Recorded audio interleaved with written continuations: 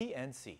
The Guam Public Utilities Commission may be leaning towards approving GPA's plans to build 2 combined cycle power plants in light of the recent power crisis. PNC's Tim McHenry has more.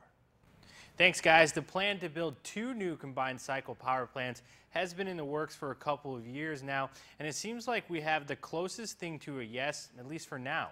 CCU Commissioner Simon Sanchez says that GPA must come up with long-term plans for its system, and he believes that building new power plants is the solution. Here's the story. The Public Utilities Commission has given the Guam Power Authority 120 days to come up with a plan on how to build 2 new combined cycle power plants. GPA must also respond to a critical report that recommended the PCU reject GPA's bid to build the plants. The Lummis Consultants Group issued the report 2 weeks before the explosion at Cabras 3 and 4. Lummis concluded, among other things, that GPA had failed to adequately explore cheaper compliance plans that did not require building new power plants. Before the explosions of Cabras 3 and 4, GPA's primary reason for building these new plants has been to come into compliance with the U.S. EPA's clean air regulations.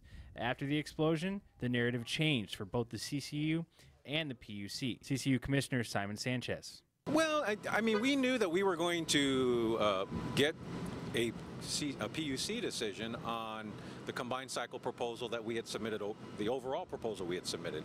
I think Cabras 3 and 4 has just forced us all to move that timeline up faster because it doesn't make sense to answer one without answering the other. Additionally, the PUC says that if GPA wants to build new power plants, they must have it privately operated. PUC points to the new solar farm as a model. This is also where renewables come into the picture.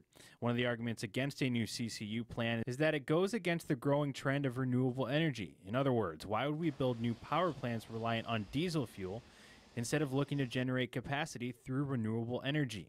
There's no way that renewables can make 100% of the power by 2020. And it takes us 3 or 4 years to build generation. So, you know, we recognize we have to get to 2020 and we have to keep the lights on until 2025 and 2030. For PNC News, I'm Tim McHenry.